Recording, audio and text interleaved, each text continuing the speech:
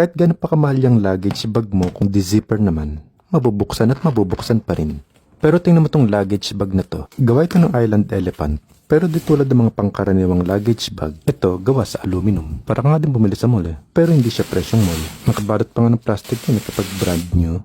At hindi rin ito gumamit ng zipper, kundi dalawang mechanical lock tapos isang combination lock. Meron din siyang 4 na gulong. Ito lang din yata yung may lifetime limited warranty. May charging port pa. Automatic rebound pa nga itong handle niya. Passion Parker lock pa nga yata yung tawag dito. Ang kanyang pulling rod o tie rod naman is na-extend ng 2 level. Ito yung medyo nakagitna siya. May pagkamatibay nga din ito dahil kaya niya mag-burn ng 140 pounds.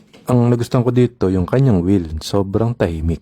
At hindi siya yung kumakabto Kahit pa nga paikotin mo ng 360 degrees Para siyang suitcase. At kung gagamitin mo siya sa airport, pwede mo siyang lagyan ng sticker para madali mo siyang ma-distinguish. May ganito pa ngayon para anti-kulob.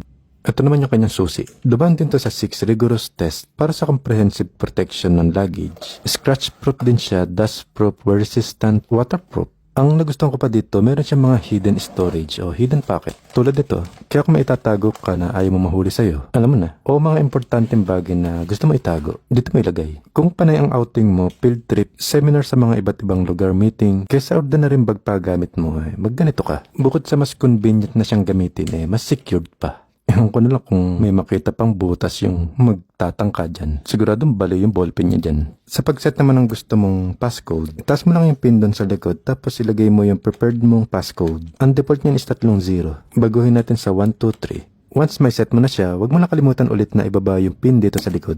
Then that's it. Nabago mo na yung passcode niya. Try natin. Siyempre para ma-lock mo naman ito, i-shuffle mo lang ulit yung number. Then, to unlock naman, ilagay mo lang ulit yung passcode mo. Ganun lang.